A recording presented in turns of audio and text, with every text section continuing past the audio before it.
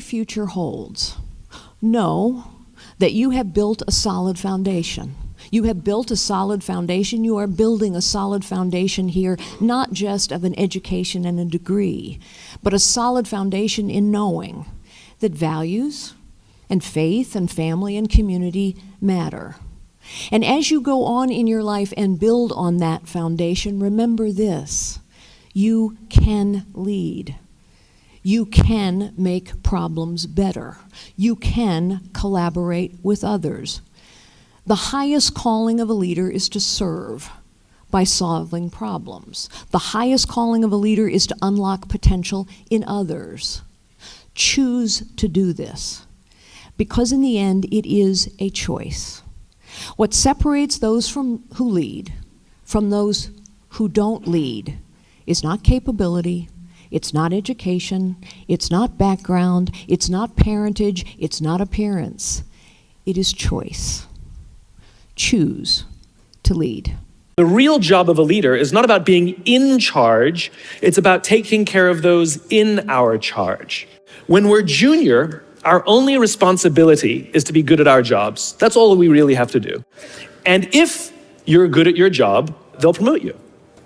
And at some point, you'll get promoted to a position where we're now responsible for the people who do the job we used to do, but nobody shows us how to do that. We have to go through this transition of being responsible for the job and then turning into somebody who's now responsible for the people who are responsible for the job. We all have the capacity to be a leader. Doesn't mean everybody should be a leader, and it doesn't mean everybody wants to be a leader. And the reason is because it comes at great personal sacrifice.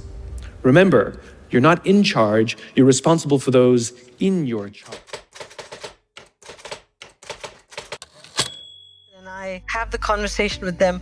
Are they curious? Do they ask the right questions to get to the next level of insight? Second, I look for people who believe in high quality work. Do people really sweat the details? Do they really want to look at the product that they turn out and say, this is the absolute best I could have done, as opposed to, let's just get something out to her. She'll fix it anyway. I hate that kind of performance.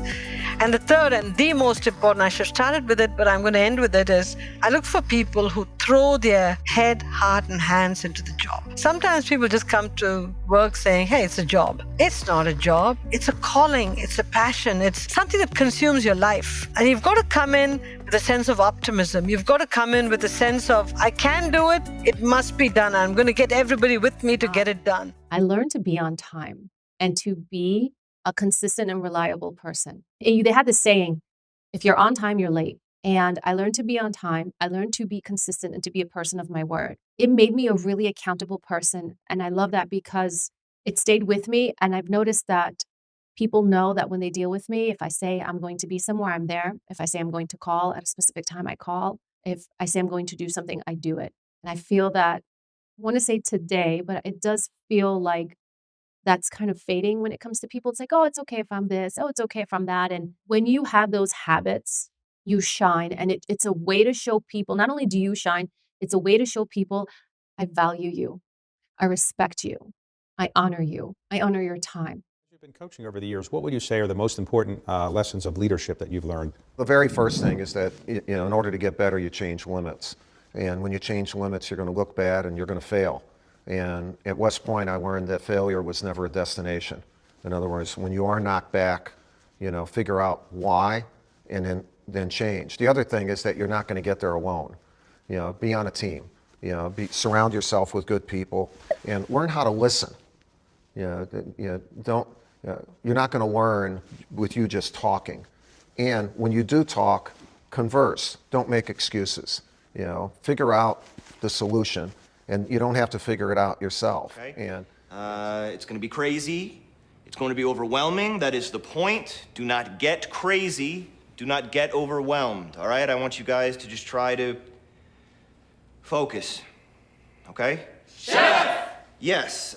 Mistakes will be made so we can learn from them. We're all here to learn. Right? Reminder, ABC, always be communicating, okay? I want the front to know what the back is up to, and I want the back to know what the front is up to at all times. Keep the notes moving, keep the dials dialed, and yeah, 25 to service. Good work.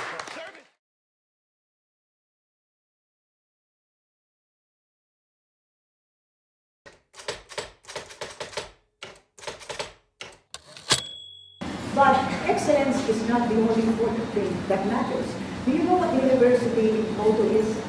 What else? Honor and excellence. Honor and excellence. Honor first, before excellence. It's not excellence and honor. It's honor and excellence. And what is the fruit of honor and excellence? Is it not competence and integrity? In other words, if you have lived up to your promise and your potential as a university student, you are in a position to be part of the solution of this country's problems. At the age of 11, I learnt valuable lessons, but I knew how to build. And when you know how to build, you can get yourself out of anything. But I was the sole breadwinner from probably the age of, 12, 13 years old. It was up to me to make sure the rent was paid. And I would hoard the money because I knew that if my dad got hold of it, it would be gone.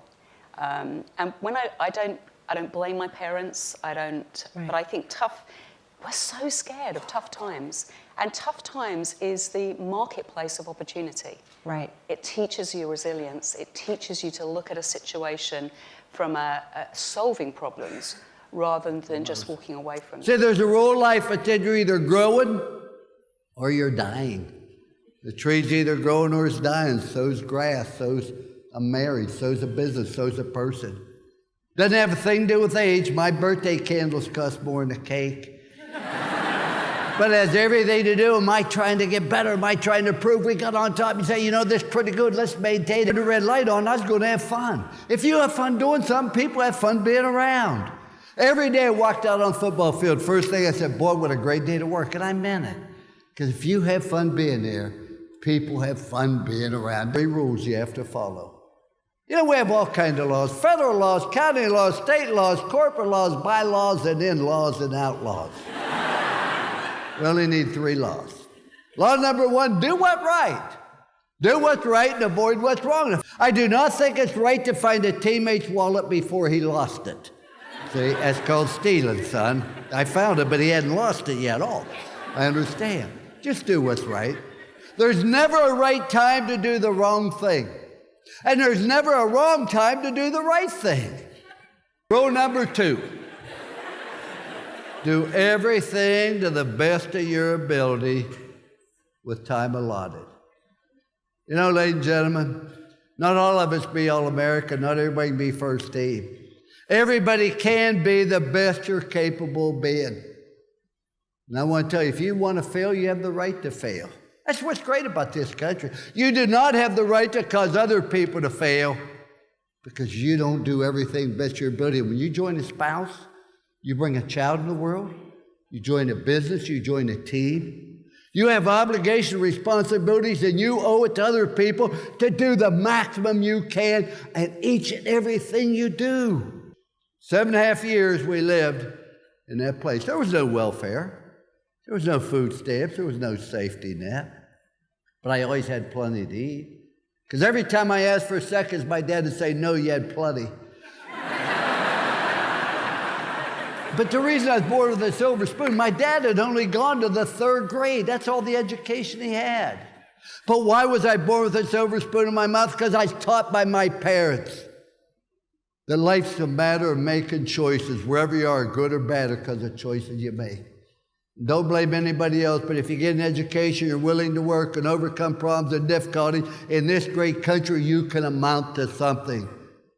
That's why I was born with a silver spoon. I was in this country and I was taught personal responsibility for choices you make. And when we talk about a commitment to excellence, that's a choice you make. And the last rule is show people you care. When you walk in the room, your attitude, hey, here I am, look at me. It's not, no. Your attitude, there you are, how can I help you? Whenever you receive recognition, pass the credit. It's not complicated, but just genuinely caring about people, because everybody you're going to meet the rest of your life needs a smile, needs a kind word, needs an encouragement. Because see, when you do the right thing, people are always going to be able to trust you. My wife and I have been married because we can trust each other. I'd never lose the trust.